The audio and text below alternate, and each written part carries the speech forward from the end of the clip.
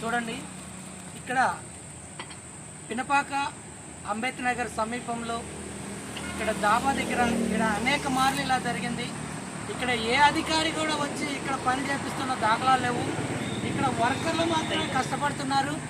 వీళ్ళు any time ఎక్కడ ఏ leak వచ్చినా వాల్స్ దగ్గర నుంచి ఇలా పైపులు పాడైన దగ్గర ఇంత కష్టపడి పనిచేస్తున్న ఈ వర్కర్లకి సుమారు 3-4 నెలల నుంచి జీతాలు ఇవ్వకుండా సదరు మిషన్ భగీరథ అధికారులు, ఆర్డబ్ల్యూఎస్ అధికారులు నిమ్మకు నీరెత్తినట్లుగా ఉంటూ వాళ్ళకి ఉదయం 10 గంటల నుంచి 5 గంటల లోపే ఫోన్లు చేయాలి.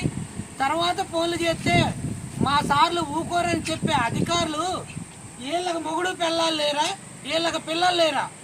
ఇటువంటి వాళ్ళ కష్టాలు ఎన్నిసార్లు వేసినా మళ్ళీ లీక్ అవుతుంది. ఇటువంటి వాళ్ళ కష్టాలు గమనించి ఇటువంటి వర్కర్లకి తగిన జీతాలు